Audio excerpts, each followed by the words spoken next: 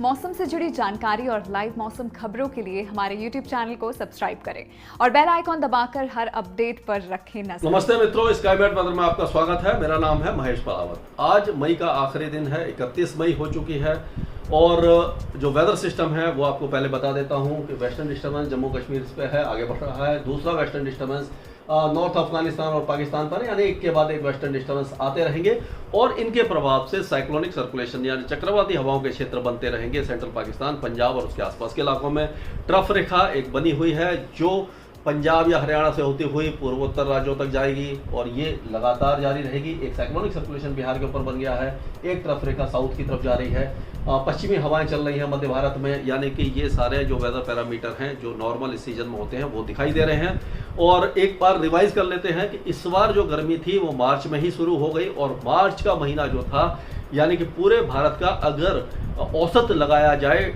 Maximum temperature का, तो क्योंकि पूर्वोत्तर राज्यों में बारिश हो रही थी, साउथ इंडिया में बारिश हो रही थी, सेंट्रल इंडिया और नॉर्थ वेस्ट इंडिया काफ़ी ज़्यादा गर्म थे, लू की चपेट में थे, उसके कारण जो 33.1 डिग्री जो पूरे भारत का औसत तापमान था मार्च में, वो 122 सालों में सबसे ज़्यादा था। यानी 1901 से हमने डेटा इकट्ठा करना शुरू किया है, वहाँ तक अभी तक का सबसे ज़्यादा गर्म मार्च था। अप्रैल की बात करें तो अप्रैल में भी हीट वेव लगातार आती रही, मौसम शुष्क रहा, गर्म हवाएं चलती रही। तो अप्रैल में भी, यानी कि ये जो अप्रैल 2022 का था, ये तीसरा सबसे गर्म अप्रैल था 2010 और 2016 के बाद, यानी कि इतनी ज़्यादा गर्मी थी। और मई के महीने में आप सबको पता है कि मिड मई में जो 15, 16, 17 के बीच में जो गर्मी थी वो भीषण थी। दिल्ली में भी मुंगेशपुर और जाफराबाद का टेम्परेचर 49 डिग्री से ऊपर पहुंच गया था, जो बहुत बड़ी बात है। पहली बार दिल्ली ने इस तरह की भीषण गर्मी का तापमान, यानी कि इतना ज़्यादा तापमान देखा था। खैर, अब जो मौसम है वो इतना ज़्यादा गर्म नहीं है। उसका कारण यह है कि बीच बीच में बौछारें पड़ रही हैं, प्री मानसून गतिविधियां बढ़ी हैं। हालांकि लगातार प्री मानसून गतिविधियां नहीं हो रही हैं उत्तर भारत में, लेकिन बीच बीच में जो बौछारें पड़ रही हैं, आंधी आ रही है, हल्की आंधी ही सही, थोड़ी देर के लिए, 5-10 मिनट के लिए सही, ये और बीच बीच में जो पूर्वी हवाएं नमी बढ़ा रही हैं, जो गर्म हवाएं, पश्चिमी जो गर्म हवाएं थी वो लगातार चल रही थी। पहले क्या होता था, यहाँ एक एंटी साइक्लोन बन जाता था और उसके कारण घड़ी की दिशा में हवाएं घूमती थी, बलूचिस्तान, सेंट्रल पाकिस्तान और राजस्थान से होती। ये जो गर्म हवाएं हैं सेंट्रल इंडिया तक आ रही थी, उसके कारण तापमान बहुत ज़्यादा बढ़े हुए थे। अब क्या है कि बीच बीच में जो पूर्वी हवाएं हैं वो तापमानों को कंट्रोल में किए हुए हैं और बौछारें बीच बीच में पड़ रही हैं।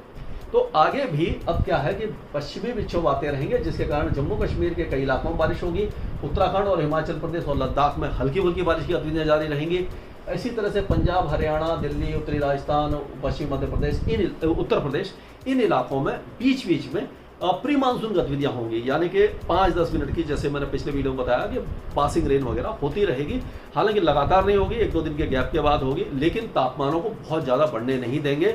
और जो हीट वेव है, 45 डिग्री तक जब तापमान पहुंच जाता है तो उसको, यानी कि कोई भी डिपार्चर हो, हीट वेव कहते हैं। अगर जो तापमान 40 डिग्री या उससे ऊपर है और जो डिपार्चर है, यानी कि एवरेज से 4.5 डिग्री ऊपर है, तो उसको हीट वेव माना जाता है।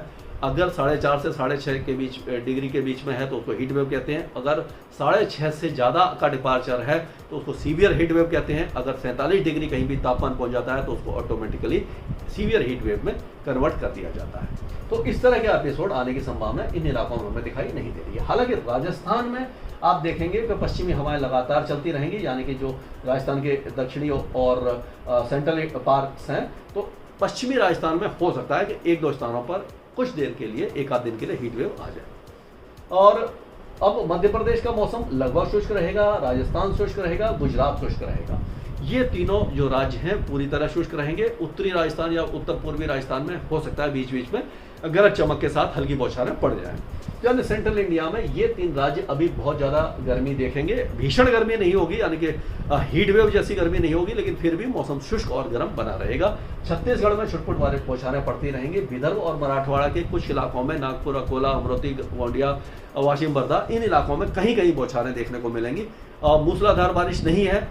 देर दोपहर, शाम या अर्ली नाइट में ये बारिश की गतिविधियां हो सकती हैं 5-10 मिनट की। और उसी तरह से जो दक्षिणी मध्य महाराष्ट्र है, सांगली, सतारा, कोल्हापुर, उसके पास परभणी है, और जो दक्षिणी कोकण वो है गोवा से लेकर के बेंगलुरु, सिंधुदुर्ग, रत्नागिरी, ये इलाकों में लाइट रेन की संभावना है। महाबलेश्वर वगैरह में भी, मुंबई वगैरह का मौसम लगभग शुष्क रहेगा, बादल छाते रहेंगे, लेकिन बौछारें बहुत ज़्यादा नहीं देखने को मिलेगी। एक दो स्थानों पर प्री मानसून गतिविधि हो सकती है, बहुत ज़्यादा प्री मानसून गतिविधि नहीं है।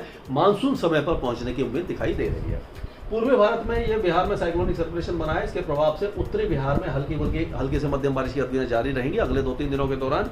और बाकी इलाकों में जैसे कि गया, पटना वगैरह, ये जो इलाके हैं और ये इलाके शुष्क रहेंगे।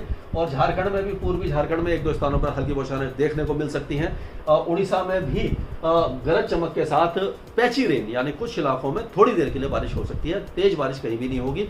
और पश्चिम बंगाल के गंगे पश्चिम बंगाल में लाइट रेन होगी कहीं कहीं पर। उत्तरी जो जिले हैं उस इलाके में अच्छी शावर्स हो सकते हैं कुछ देर के लिए। सिक्किम में भी कुछ इलाकों में मूसलाधार बारिश होगी। असम, मेघालय, अरुणाचल प्रदेश और नागालैंड में लाइट टू मॉडरेट रेन रहेगी। मणिपुर, मिजोरम, त्रिपुरा में हल्की बारिश होगी 2 जून से। मेघालय और असम के जो पश्चिमी जिले हैं इन इलाकों में बारिश की गतिविधियां बढ़ सकती हैं, मूसलाधार बारिश हो सकती है।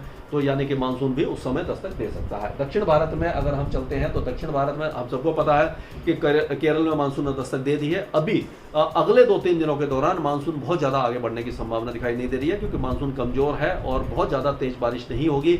मूसलाधार बारिश यानी कि जो बाढ़ जैसी स्थिति बन जाती थी, लैंडस्लाइड, मड स्लाइड देखने को मिलते थे केरल में, वो दिखाई नहीं देंगे। आंतरिक तमिलनाडु में बारिश की गतिविधियां थोड़ी सी बढ़ सकती हैं, रायलसीमा में भी बढ़ सकती हैं 1-2 दिनों के बाद। और जो दक्षिणी कर्नाटका है, कोस्टल कर्नाटका है, यहाँ हल्की से मध्यम बारिश ही रहेगी, तेज बारिश कहीं भी नहीं होगी। यानी कि 70, 80, 90 मिलीमीटर या 100 मिलीमीटर की बारिश अभी फिलहाल 3-4 दिनों तक यहाँ दिखाई नहीं देने वाली है। और लक्षद्वीप में light to moderate rain, 1-2 heavy spell हो सकता है। अंडमान और निकोबार द्वीप समूह में हल्की से मध्यम बारिश ही रहेगी। इसके आगे जो भी अपडेट होगा हम आपको लगातार अपडेट देते रहेंगे। स्काईमेट वेदर में अभी के लिए इतना ही। मौसम से जुड़ी जानकारी और लाइव मौसम खबरों के लिए हमारे YouTube चैनल को सब्सक्राइब करें और बेल आइकॉन दबाकर हर अपडेट पर रखें नजर।